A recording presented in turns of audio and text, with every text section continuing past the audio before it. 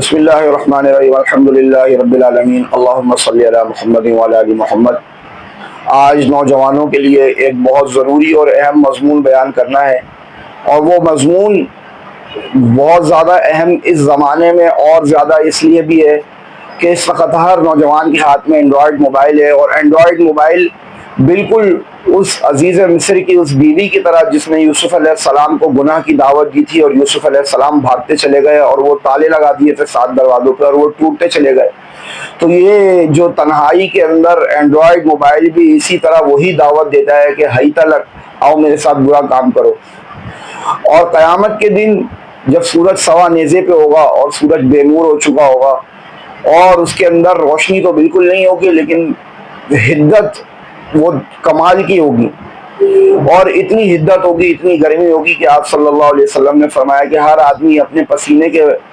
اپنے گناہوں کے بقدر پسینوں میں ڈوبا ہوا ہوگا، کوئی ٹخنوں تک، کوئی گھٹنوں تک، اور کسی کے لیے آپ صلی اللہ علیہ وسلم نے اشارہ فرمایا منہ میں جا رہا ہوگا۔ تو قیامت کے دن جو 7 لوگوں والی حدیث ہے، مشہور حدیث ہے جس میں عرش کا سایہ ملے گا، اس کے اندر یہ بھی آتا ہے کہ ایک وہ شخص جسے حسب نسب والی عورت دعوت دے گناہ کی طرف اور وہ کہہ دے کہ میں اللہ سے ڈرتا ہوں۔ تو آج اگر اللہ کے خوف سے تنہائی کے اندر کوئی نوجوان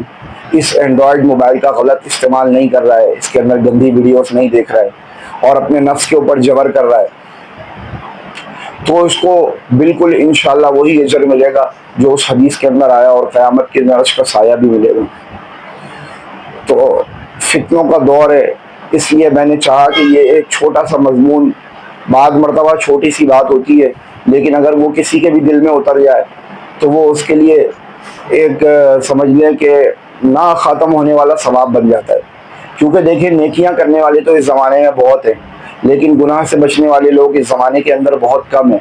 آپ بحث کی طرف چلے جائیں، دین کے معاملات کے اندر اگر بحث کرنا شروع کر دیں تو لوگوں کے پاس علم کی بھی کمی نہیں ہے اس وقت، لیکن جو اصل چیز ہے وہ یہ ہے کہ گناہوں کی کثرت ہو رہی ہے، اور اس گناہوں کی کثرت کے اندر سب سے زیادہ کثرت جو اس زمانے میں گناہوں کی ہوتی ہے وہ اسی اینڈرائڈ موبائل کے ذریعے سے ہوتی ہے۔